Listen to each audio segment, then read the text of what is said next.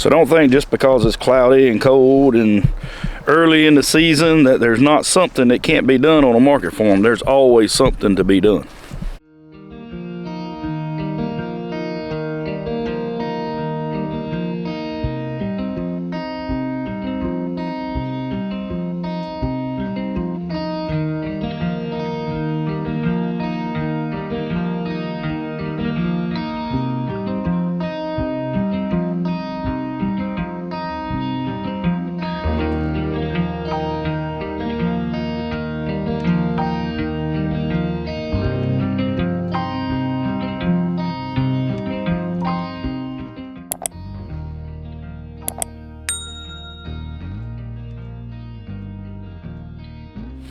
Good morning, guys. Welcome back to Lick Branch Farms. My name is David, and it's a cold, cloudy, kind of a dreary day here in central North Carolina. Today is January the 18th, and the purpose of today's video was going to be to plant some carrots, but as you all know, we've got this winter storm moving across the U.S. and it's headed in our direction, and we are going to be below freezing for like 3 days next week. Tuesday, Wednesday, and Thursday, I don't think it gets above 31, 32 degrees for those 3 days. And the lows are going to get pretty dangerous. They're going to get down into the teens, maybe even a single digit. So what we're going to do instead is we're going to prep some beds, and I'm going to share with you the varieties that we're going to plant for the early season. And after this winter storm moves through, or this cold snap moves through, we'll give it a couple days, and you know, if the conditions are favorable, we'll go ahead and I'll get a video together planting carrots. But I'm gonna carry you through the whole strategy that I use to plant early season carrots that have been successful for me as far as germination and getting a really good stand early on in the season, so we can have carrots available, you know, early March, April at market. But guys, before we get started on that, if you're new to our channel and you like this kind of content, you know, farming, gardening, market farming, whatever, reach over here and click this subscribe button. And if you like this video, hit the like button. All right, guys, so to get started, I'm gonna kind of give you a little bit of context on what we're doing. The area of the farm that I'm planting is kind of a sandy loam soil. We have been composting these beds for the last 2 or 3 years, and the benefits are starting to show themselves. You can see down on the lower end where we have not used as much compost how it looks more rocky, sandy, not nowhere near like the upper end. See this here, and that's usually what I do with my old trays. I'll throw the soil out here, but you can look and see the difference comparable to what we're working with at the top. Before we get started on that, let me show you the varieties that I got in so far. So what I got here is Sugar Snacks 54, and I planted these before, and they do pretty good around here. It's a longer, more narrow carrot, and Mokum, this is my go-to carrot. I plant those every year, have really good luck with those. And this one's a Caravel. This was a new variety that I seen on Johnny's, and I figured, you know what, we'll give it a shot. That's 3 varieties that we're going to be planting early spring. Now, if I had to guess, that's 75,000 carrot seeds. If I had to guess, that's enough to probably do 10, 12, maybe even all 16 rows, but I'm not going to plant all that. I'm going to try to keep at least 8 rows of carrots going at any given time.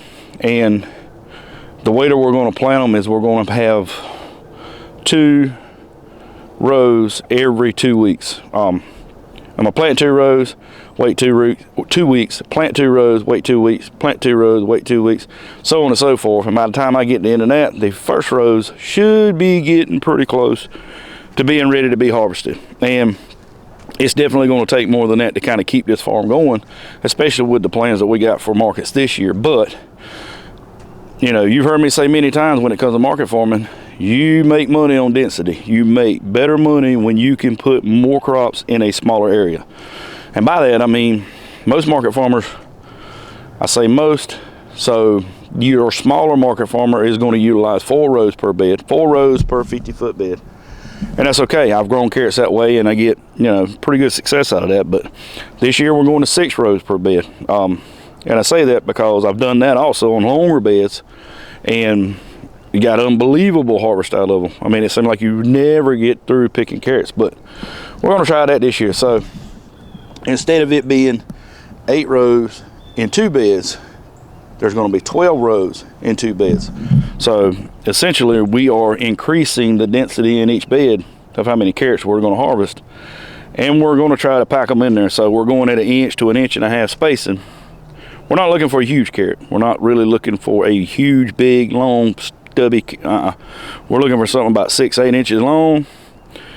Maybe big around in my finger, maybe a little bit bigger than that. That's what my customers are looking for. They say those taste the best to them.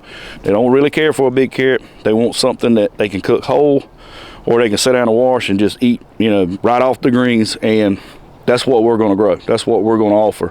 Now, I will grow some longer carrots to offer to people who, you know, they want bigger carrots. But for the most part, going to market, we want a smaller, not bulky carrot to be able to bunch and put on the table. And this year, we're going to continue that. We're just going to come on down the hill with it. I'm trying to make these more of a permanent bed situation to where I don't cultivate it anymore.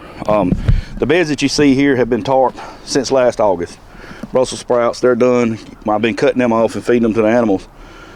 But they have been tarped, except for right where the plant is, since last August. So they have been pretty much, they have been through occultation. And if you know what that means, then this is probably setting us up to be a weed-free bed this year, as long as we don't scratch the surface too much. And I got a problem with that because I got a cat that loves to dig, but I'm gonna run her out of here one time. The problem is that, you know, we're not going to, I don't want to say cultivate, but we're not going to do too much to this bed the way it sits. This is the way it looks when I pull the tarp back. And you can see I've already rolled this one up. That is a new bed. I put this one in so I don't have to get close to the fence down there. And still can get my 16 rows in. So that's a new bed. We're going to have problems with that, I know already. This is an existing bed as well as the other. So the tarp beds we shouldn't have weed problems out of. And I'm gonna show you the process that I use every year to kind of kick start the bed to get it ready. And we're not necessarily going to plant it today simply for, you know, the reasons I stated in the first part of the video. We're not going to plant it today, but we are going to tarp it. We are going to put another tarp on top of this, and we're going to leave it set to kind of help warm the soil up, to kind of keep it moist. And the amendments that I'm going to put on it, it will kind of start the process of, you know, the beneficial microbes and all inside the soil will be able to feed on these amendments. And it's not going to be by much, guys, because, you know, everything in this soil right now is really, really, really, really slow, simply because of the temperature. If I had to guess, that ground temperature probably 50s, mid 50s. But with the addition of that tarp, that's going to help kind of kickstart that a little bit. And I say tarp, all it is a weed mat that I haven't burnt holes in. And we'll lay those out, put some fence posts on top of it to kind of hold it down. But it will dramatically help that temperature increase, and you'll be surprised at what it does. But so what we're going to do now is I'm gonna probably get my strings out, string these rows off, just because I like everything straight and all that good stuff, and I'm weird like that. But I'll get my strings out, lay off a 30-inch bed, and then we'll get some mulch out here, and we'll start mulching these beds in and raking them out and getting them flat. And then I'll show you what kind of amendments we're going to use.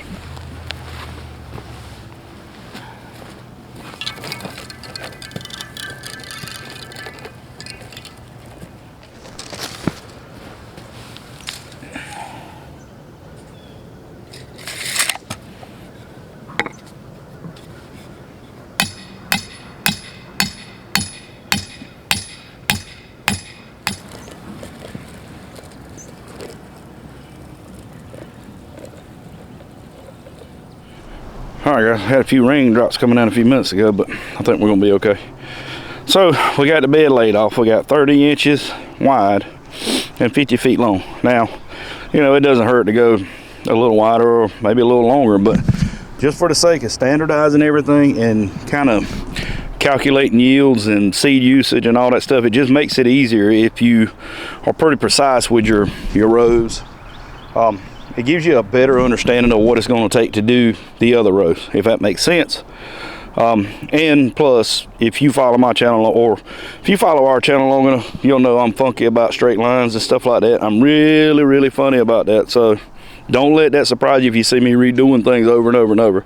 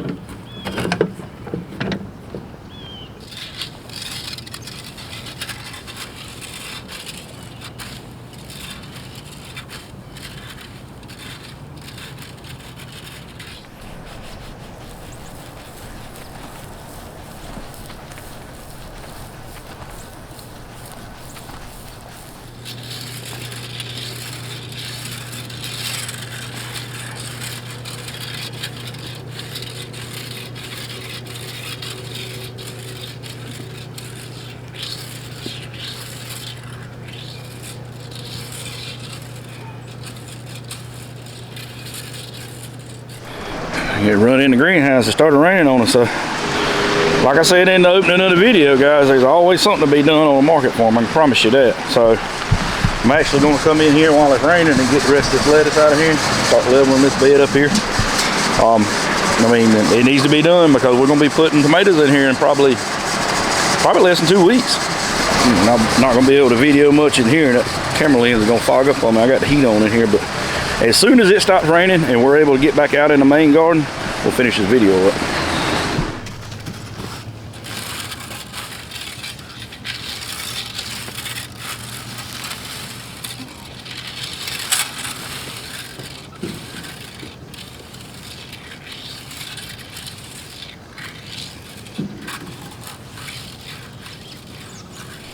All right, so I'm gonna get over here and get these mats out. I'm gonna have to open them up because they're still in the package, but I'm gonna get these mats out and get them put down.